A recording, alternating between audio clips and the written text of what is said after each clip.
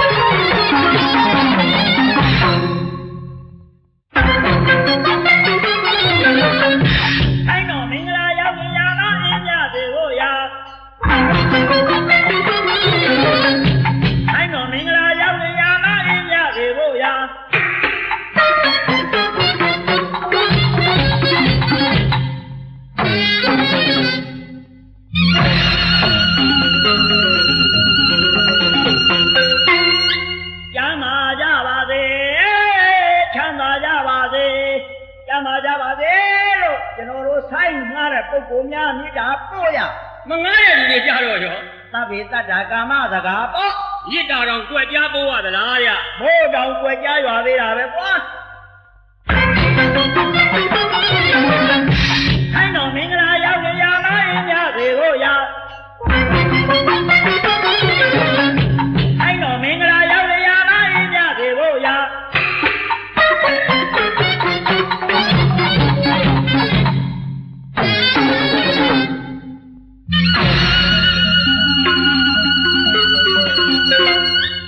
ကျမ်းမာကြပါစေချမ်းသာကြပါစေကျမ်းမာကြပါစေလို့မြစ်တာပို့ရဦးကွာဟိဟဟိုသားကြီးရမေးသားစိတ်များပေါက်သွားသလားငါချင်းမီနဲ့တူတယ်မြစ်တာထားတယ်လား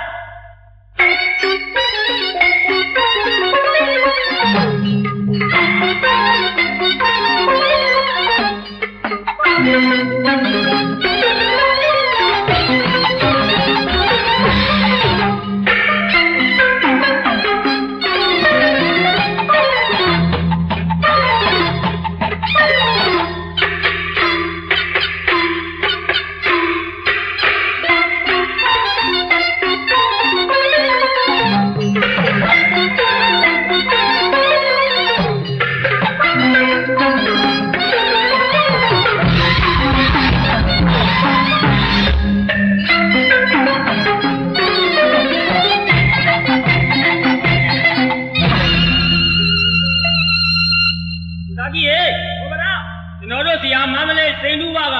ရှင်းပြမထိုက်ပညာရှင်ကြီးများခဲ့လို့ချစ်စွာသောပိဋကများကိုဖြင့်ရှေးရိုးရာမပြည့်ဒီတနဲ့ပြစ်တာဟောရခြင်းဖြစ်ပါတယ်ခင်ဗျအားကြောင့်ဘုရားလည်းပဲသက္ကပုံနဲ့ရှိကြတာဗောဘုရားရဲ့ဘလို့သက္ကပုံနဲ့ရှိရှေးထုံလည်းမပဲနဲ့သေးဆုံးလည်းမလွယ်နဲ့ရှေးထုံပဲတော့မဖြစ်ဘူးလွယ်တတ်တယ်သေးဆုံးလွယ်တော့ရောဝဲရတဲ့အမာဒါဆိုရှိသေးကြသကပုံနေဩတာမှာပါလေဘဝဘာလဲကြက်သားမထုံတဲ့တရားသားလဲရီးသားမလုံတဲ့သဝါဘကြက်သားထုံတော့သွန်းတတ်တယ်ဗျတရားသားရီးသားလုံတော့ရောလွန်းတတ်တယ်လीအမေမင်းလို့ပြောရရင်ဓမ္မယုံလဲအမှိုက်မထားနဲ့ကာမဂုဏ်လဲမလိုက်စားနဲ့တဲ့ဟာဓမ္မယုံမိုက်ထားတော့ဘာဖြစ်မီးလောင်ကြတယ်ကာမဂုဏ်လိုက်စားတော့ရောမီးလောင်ကြတယ်အမလေးခင်ဗျားတို့ပြောမယ်ဆိုသကပုံကြီးရှိသေးပါလေငါလည်းငါတလောက်မစားနဲ့မရလည်းနှစ်ယောက်မထားနဲ့ငါတလောက်စားတော့ငါလောက်စားတော့အယိုးပြက်တယ်မရနှစ်ယောက်ထားတော့ရောအယိုးပြက်တာပါပဲဗျာ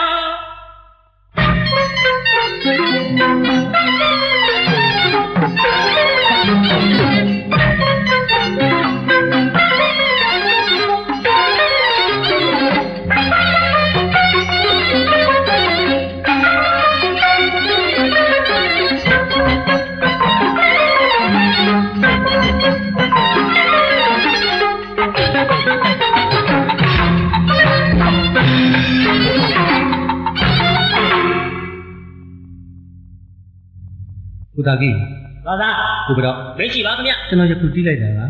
ဇာလောကမှာဇာတိကောင်းပါလေဇာပုကောင်းပါလေကိုနာမည်ချိုးလေးတဲ့အလင်္ကာချိုးစွာကြီးဘာဝဥပမာပြီးလုံးဖြစ်ပါလေဟုတ်ကဲ့အဲ့တော့အဘာဥပမာဟာဇာတိဇာပုရင်ကောင်းတာမဟုတ်ပါဘူးဗလာဆိုင်တီးလဲကောင်းပါလေလို့နာမည်ချိုးခဲ့ပါလေမှန်ပါအဲ့တော့ဗလာဆိုင်ဘာဖြစ်လို့ဘာဝဥပမာမသိခဲ့တယ်လဲသိလားဟာကြလို့ကြဆံမင်းသားတွေအပေါ်ကိုတာယောစင်ကြီးလုံးတော့အဘာဥပမာဟာဗလာဆိုင်မသိခဲ့ပါဘူး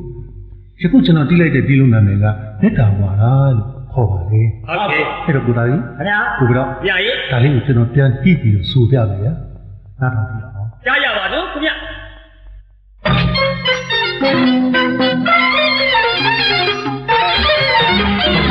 နိုင်ငံကျော်တဲ့ကိုဗတ်မောင်မြစ်တာဝါဒသိရင်ရှင်းအောင်တဲ့သက်သွင်း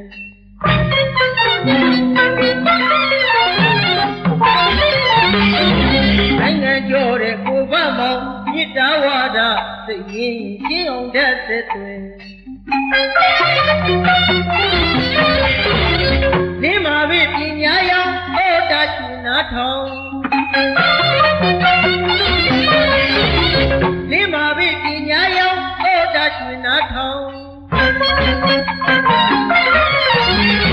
ကျောင်းဆွေအောင်သူရဲ့မြစ်တာဝါဒတေကျောင်းဆွေအောင်သူရဲ့မြစ်တာဝါ သွားကြပြီနာတော့မသိအဲ့ဒါကိုမော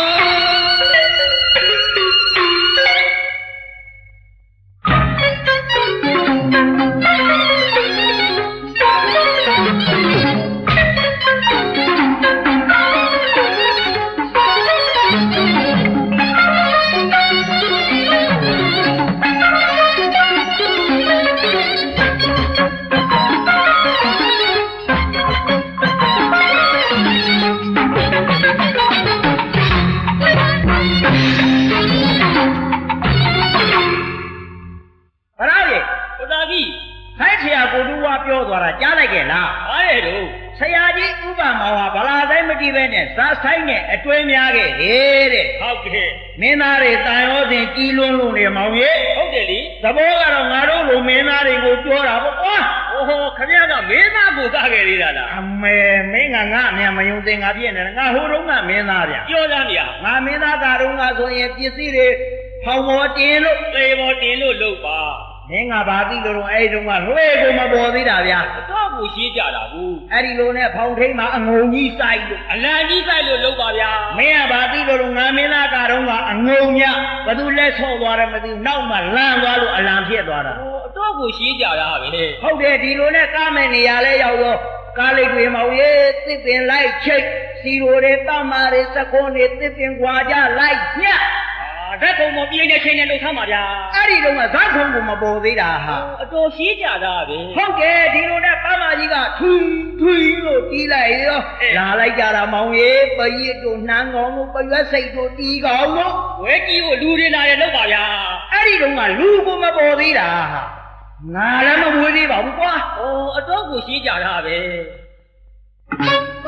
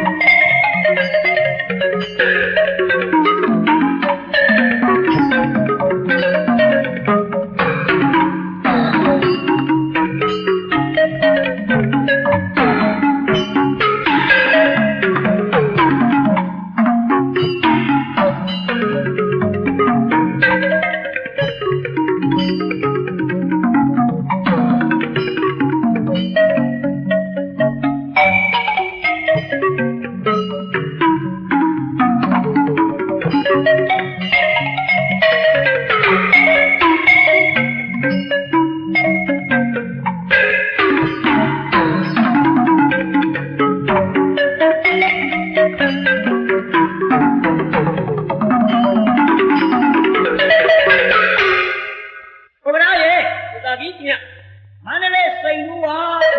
အများနဲ့မတူဘဲနဲ့နာမည်ကထူးခြားနေပါလေဗျာဟုတ်ကဲ့ထူးခြားလို့တမူကူကပြီးပြောရရင်တော့လူမျိုးအများဆိုတာပုံစံနှိမ့်လိုက်ပါတော့မှန်ပါအစည်းအင်သာအများသိပါတယ်လာချီလီစုလူရှည်ရခိုင်ရှမ်းပြန်ရဝမွန်မှန်ပအိုက်တထိုင်လူတဝဲဟုဘလောက်တောင်လေးကျလူချင်းကချင်းကရင်ကရလူမျိုးပြတာအရာရာထူးကြတော့ဟောတာမြန်မာတူရတယ်လားမြန်မာတူရတော့တဘာသာထူးကြပြီတာယာမြူးကြတဲ့မြန်မာဂိတနားတော့တာပန်ဆင်ကြပါစို့ခင်ဗျာကြားကြပါတော့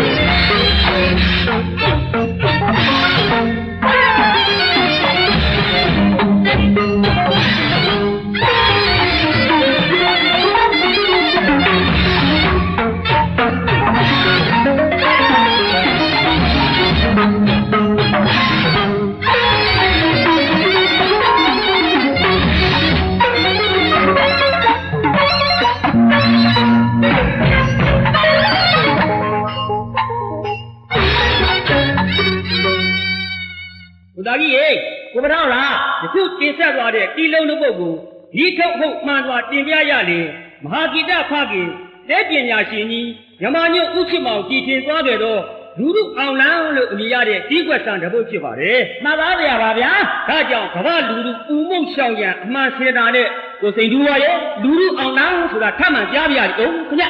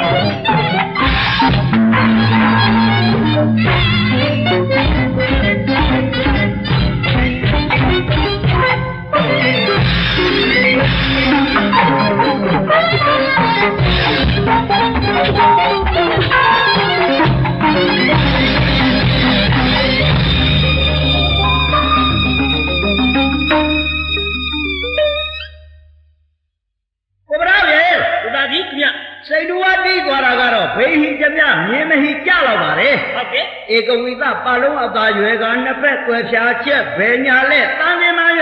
စံတင်ရဘီသအခြေစခဲ့တာကတော့ဒီကဒရိဏဘာရီတပ်ပန်နှင့်ဒီကံမှုအရှိတန်သုံးမတရာကျော်လင်နှုတ်မှတ်စရာခေါ်ဂိတဆွေယုံဝင်ပါတဲ့ ဒီတကက်ကိုလာဘူးခမ ပိသရသချင်းအစဉ်ဆိုတာဖျားရှင်ခွင့်မပြုပါဘူး မှန်ပါ အမှားနဲ့ရှုရင်အပြစ်မကင်းမှုလို့ဆိုရမှာပေါ့လေ ဟုတ်တာပေါ့ သို့တော်လဲဓမေသနှင့်အနုတ္တရဘဂဝါကထုတ်ပြတဲ့ဒေသနာမူတရားအလားပြတာမှာတော့ပူဇနထာယနတကာမသုကလံနဲ့လေ ဟုတ်ကဲ့ ကရုကံမူမချောမဆောင်မဲ့ပူဇော်ကြောင့်စိတ်ထန္တာဖြင့်ဒိဋ္ဌံသမျှနိတယုတ်အချိန်မျောမြင့်၍ကိမုတ်ဖြောပြေလျင်လည်းပဲကုသိုလ်ရတယ်လို့ဆိုပြမှာတဲ့ ဟုတ်တာပေါ့ ဒါကြောင့်မို့လို့ယခုလိုတခဏအချိန်ရတဲ့အခါမှာမှန်နည်းအချိန်စဗလာဆိုင်အတပညာကိုစာသမိုင်းမှတ်တင်၍ကိုယ်ရှုကဆင်ရင်ရှေးအနုပညာရှင်ဂီတဆရာများကိုညီမျှတဲ့သရာတရားအမြတ်ဆုံးပဏာမတသုစပြီးကိုတူဝါပတ်လုံးနဲ့ဂါရဝပြုလိုက်ပါအောင်ခမရ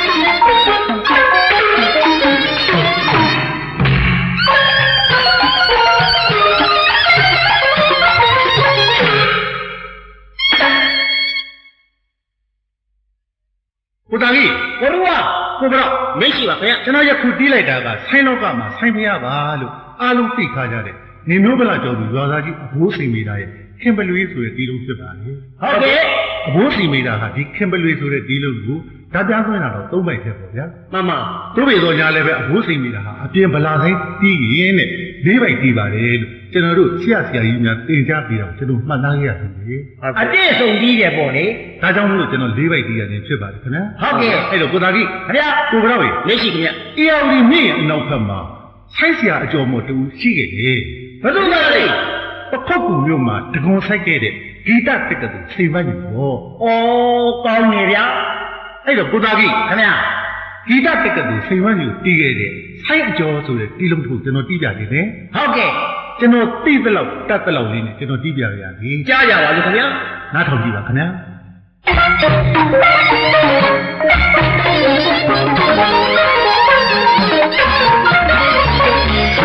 တိုင်းအကျော်နင်းမောလာတော့ဗျာတကယ်ကိုစိတ်ပါလက်ပေါင်းရောင်းလို့ချမ်းမဲ့အပင်မခံခဲ့တာဒီကြကနာသွားအားလုံးကိုသာကြိုက်လို့လိုက်တယ်ဆရာ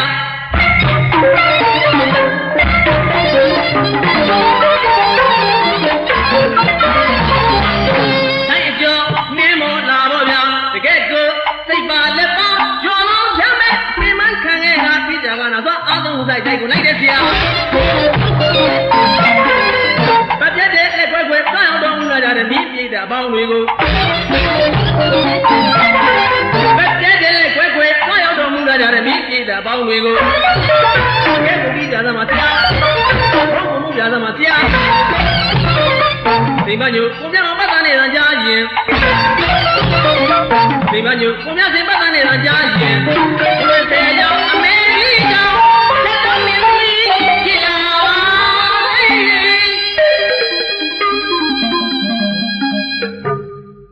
မဗျာ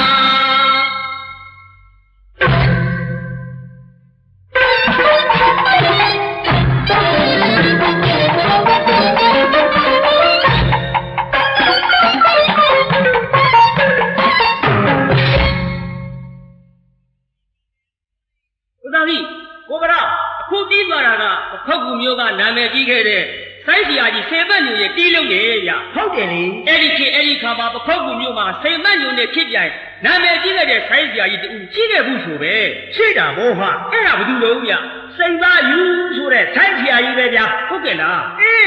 သူတီးသွားခဲ့တဲ့မောက်လက်တန်ဆိုတဲ့တီးလုံးကလူကြိုက်အတော်များခဲ့တာပဲ အဲ့ဒါမျိုးကြားကျင်တယ်ဗျာ ကြားကျင်နားထောင်လာမှာမန္တလေးစိန်ဘုရားကတီးပြပါလိမ့်မယ်ဟာ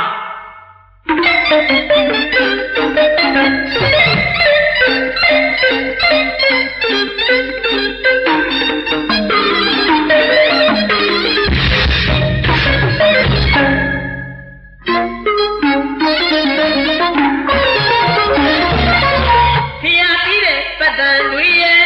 နားစိတ်အောင်ဆွဲ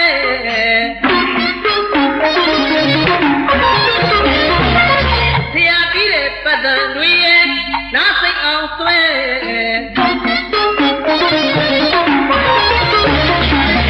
ဆရာလည်းကလေးမွေးပြီးတဲ့မင်းမင်းရဲ့ကျွန်တော်များကတကယ်ပဲကျေးဇူးတင်တယ်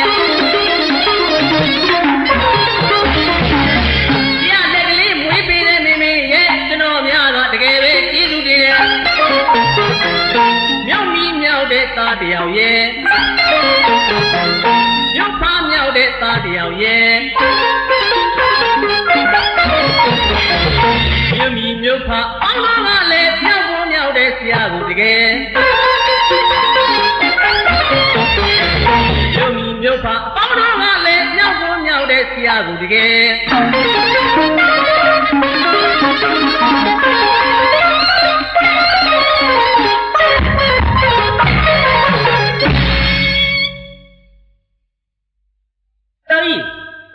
ကျွန်တော်တို့ဆိုင်းစီယာမန္တလေးစိတ်တူဟာကလေဆရာကြီးများရဲ့တီးလုံးတွေကိုတီထွင်ပြီးကြီးသွားလိုက်တာအတော်များလားပဲ မင်းကြားတဲ့အတိုင်းပဲလေနေမျိုးဗလာကျော်သူအဖိုးစိန်ပေတာပါသွားပြီ ဟုတ်တယ် အခုကသပင်းတက်ကတော်စိန်ပန်းညိုပါသွားပြီ ဟုတ်တယ် စိန်သားယူလည်းပါသွားပြီလေ သုံးဦးတော်ရှိသွားပြီကျွန်တော်စဉ်းစားမိတယ် ဘာလို့ နောက်ထပ်ဆရာကြီးတွေရဲ့တီးလုံးကိုပြင်ပြဖို့သူ့မှာအစီအစဉ်ရှိတော့တယ်ဗျ အေးကွာ ကိုဘယ်တော့ ခင်ဗျာ ခင်ဗျားတို့ပြောတဲ့ကြားကျွန်တော်ပြောအောင်မယ်ဗျာ ဟုတ်ကဲ့ ကျွန်တော်တီးရမယ့်အစီအစဉ်တွေရှိသေးတယ်ဗျ ဘာတွေပါလိမ့်ဆရာ မ ဒီဘက်တစ်ခွေတော့မပြေးတော့သေးပါဘူးနော် ကြံပါသေးတယ်နည်းနည်းတော့လက်ငါးလုံးတော့ ဖိတ်ကောင် အကြရင်ကတီးအောင်လားကွာ လောက်ရ ဒီတစ်ခါတီးမှာကတို့အထက်ပမာကြီးအောက်ပမာကြီးမှာနာမည်ကြီးခဲ့တဲ့တစ်ချိန်ကမင်္ဂလာဥစိန်ပဲဆိုတဲ့စိတ်ကြံရှိတယ် ဟုတ်ကဲ့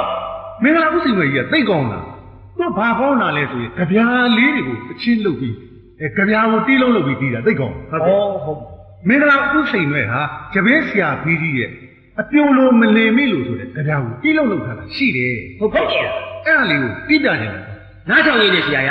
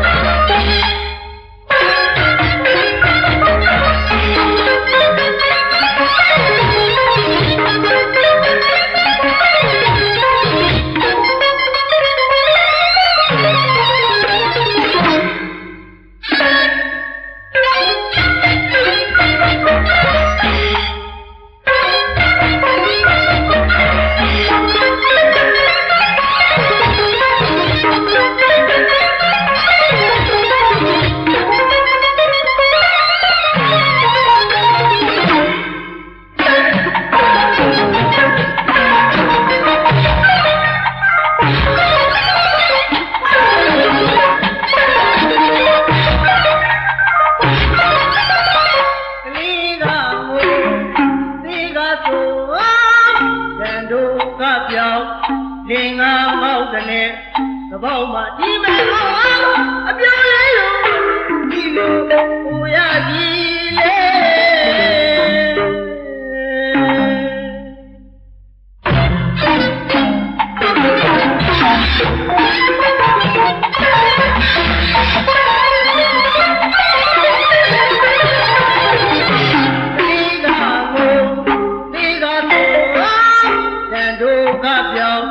လင်္ကာမောက်တဲ့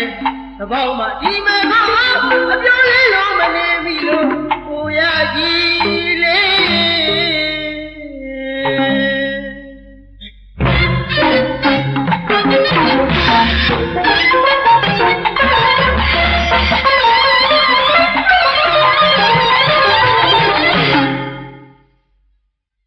ဦးသားကြီးကိုဗရာ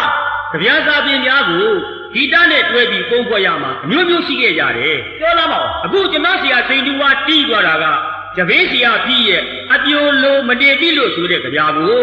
ဆိုင်းဆရာကြီးဦးစိန်တွဲကဂီတနဲ့စာပေတွဲဖက်ပြီးပုံဖော်ခဲ့တယ်လို့ပဲဟုတ်ကဲ့လေရှေးစာတို့ဖြစ်တဲ့မေခွေရဲ့စိတ်လေးလက်ဆောင်တို့ဝင်းကြီးပရိသရာသာရဲ့ငွေဥကာလမြူတာသောအခါအစကြီးတရာကြီးတို့ကိုနဘေကာယံကိုဂီတအတန်များနဲ့တွဲဖက်ပြီးပုံဖော်ခဲ့ရပါတယ်မှန်တယ်ဗျခေတ်ပေါ်အရပြောမယ်ဆိုရင်တော့ဗျာခေတ်စံကြရာကာလကဆရာတော်ကြီးရဲ့ဗေဒာလန့်ကြရာကိုပန်းပန်လေးရပါရုပ်ရှင်ဇာတ်ကမှာဇက်ဝင်အချင်းအဖြစ်ပေါ်ပြခဲ့ဘူးလေမှန်တယ်လေစာပေနဲ့ပတ်သက်လို့ကတော့မင်းခုတ်စားတဲ့လှုပ်စားတဲ့ဗျမောင်မတော်ရဲ့ဟောတက်ကြီးတွေကတက်ခဲ့ကြဘုသူတ္တပြည့်မေဦးမဲ့ခုတ်စားဆိုတာဘယ်လိုဟာမျိုးလို့မှတ်တာခုတ်စားဆိုတာကတော့ဒီမဲ့ကြောက်ပြင်းနာမှောက်ပြင်းထားထယနာပကံထားတဲ့အဲ့ဒါခုတ်စားလှုပ်စားဆိုတာကတော့သုံးမျိုးရှိတယ်ဗျအပေရှင်းနာမအောင်အိမ်ခေါ်မော်လုပ်တဲ့စာကံမော်မော်လုပ်တဲ့စာမကြီးပင်မော်လုပ်တဲ့စာအိမ်ခေါ်မော်လုပ်တဲ့စာကဘလို့ဟာပြိုလေးတို့အိမ်ခေါ်မို့ထိုးလာပါတဲ့ပေဘူးရွာအိမ်ခေါ်ပါလို့လက်ခံနေကံမော်မော်လုပ်တဲ့စာတော့ရောမိထီလာကံတော်အောက်ကဖားကောက်ခဲ့တာအဲ့ဒါကံပါလို့လက်ခံနေမကြီးပင်မော်လုပ်တဲ့စာကတော့ကျလီလီအမေကိုကပြင်သူ့လူကြီးဆိုတဲ့ဘုသူတ္တရမလားမေးကြည့်တယ် ခင်ဗျမဟုတ်တရုပ်တော့အတော်ပြောတဲ့လူပဲ အတော်လေးလာထားပါမယ် ဟောစာပေနဲ့ပတ်သက်ပြီးကာယနဘေးဆိုတာကန့်ကြီးမှဖြစ်တယ် မှန်တယ် ကွဲလဲသွားလို့ရှိရင်နားထောင်မကောင်းဘူး ဟုတ်တာပေါ့ ဒါကြောင့်မို့လို့မှတ်သားစရာအကွဲကြီး၃ခွဲဆိုတာခင်ဗျကြားဘူးလား ကြံကြံဖာမှာကွာ အကွဲကြီး၃ခွဲဆိုတာရှိတယ် ပြောတာ သေချာမှတ်ထား အေး မမလေးလာမယ်ဆိုလမ်းခွဲကကျိုး တကွဲ တကွဲရှိပါရဲ့နော်မမလေးရှိတဲ့လဲဘိန်းသက်ကကွဲ နှစ်ကွဲ ၃ခွဲ ဟဲ့မင်းမနှောင်းနဲ့တော့မနှောင်းနဲ့နှစ်ကွဲလေးရှိသေးတာ သေချာမှတ်ထားဗျာ လက်ချိုးရီထားတာ မမလေးလာမယ်ဆိုလမ်းခွဲကကျိုး တကွဲ မမလေးရှိတဲ့လဲဘိန်းသက်ကကွဲ နှစ်ကွဲလို့ ၃ခွဲ မနှောင်းနဲ့လို့ လဲဖို့ပါလာတာကမမလေးဗျာ မင်းပြောသလိုပြောရင်လေးကွဲဗျာ ဘယ်ကခွဲရပိုးလား အတိုင်ဘက်ကနွားနမကြီးဗျာ ဟုတ်တယ်ပြီ ဘာလို့ ဟုတ်တယ်ပြီ ဘာလို့ အဲ့ဒါဆိုအကွဲတွေအများကြီးဗျာအများကြီး ဘယ်လိုကြောင့် လဲဖို့ပါလာတာကပဲကြီးလို့အကြီးဗျာ တော်သားမှာမောင်တော်ဗျာကျမ်းနေတဲ့အစီအစဉ်တစ်ခုမှာမန္တလေးကိုစိန်တူဝါကတစ်ချိန်ကရှမ်းရှမ်းတော့နာမည်ကြီးခဲ့တဲ့ရန်ကုန်ဥစိန်ကျန်ရဲ့တီးလုံးတစ်ပုဒ်ကိုကြည့်ကြလိမ့်မယ်ဟာ နားထောင်ကြည့်လိုက်တာဗျာ မ